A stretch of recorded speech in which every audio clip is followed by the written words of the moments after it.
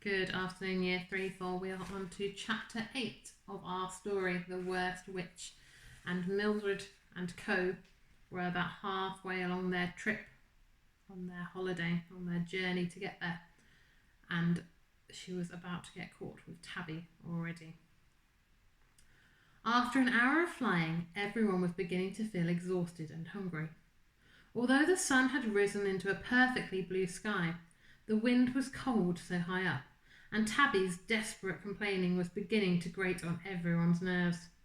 Miss Cackle and Miss Hardbroom signalled to all the girls to begin their descent to an area where a loop of river passed through a wood, with a large shingle bank on either side of the water.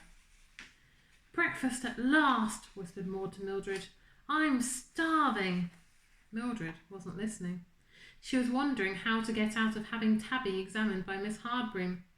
"Land at the shingle bank," called Miss Hardbroom, as they descended like a flock of birds in the woodland. "Only a quarter of an hour for our break, girls. We must press on as soon as possible." Miss Cackle and Miss Hardbroom landed perfectly, followed by Ethel and the rest of Form 2. All except Mildred. Tabby finally stopped yowling as he and Mildred fell into a dense thicket several yards from the landing place. You can see them there. Can you see her hand pointing up? Not a good landing at all.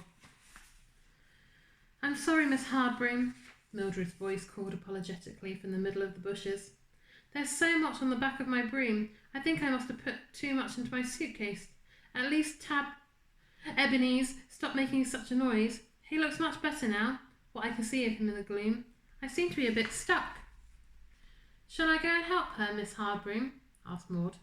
"No, Maud," said Miss Hardbroom wearily. She turned in the direction of Mildred's bush. "Just stay where you are, Mildred. I think the sight of you would put me off my breakfast at this moment. We'll pour you out when we set off again." Mildred breathed a sigh of relief as she wedged herself into the branches of a rather prickly bush and rummaged in her suitcase for her package of sandwiches. "It worked, Tab," she whispered. "They've forgotten about you. Now please calm down for the rest of the journey. I might break my neck if I have to make myself crash a second time. Look, Tab, they're tuna sandwiches. You can have some if you like. I don't think you'll be too keen on the apple juice, though."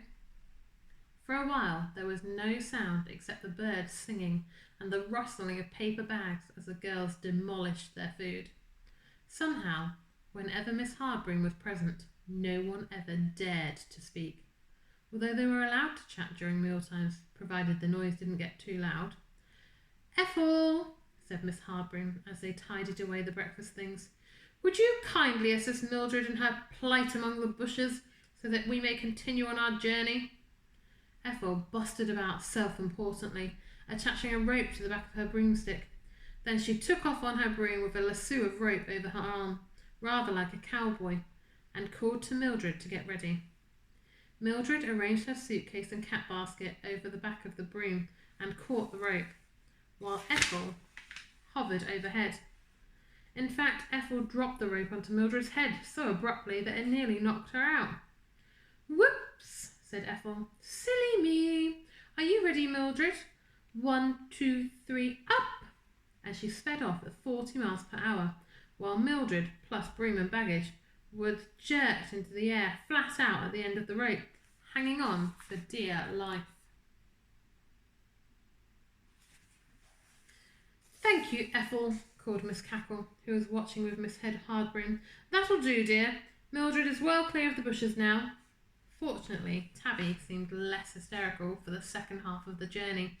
Perhaps he was exhausted, because he curled up in the gloomy basket and fell fast asleep, even though the wind whistled through the wickerwork and blew his fur the wrong way round. There we go. So far they've managed to get away with not being caught. Do you think they'll continue to be that lucky? I'm not so sure.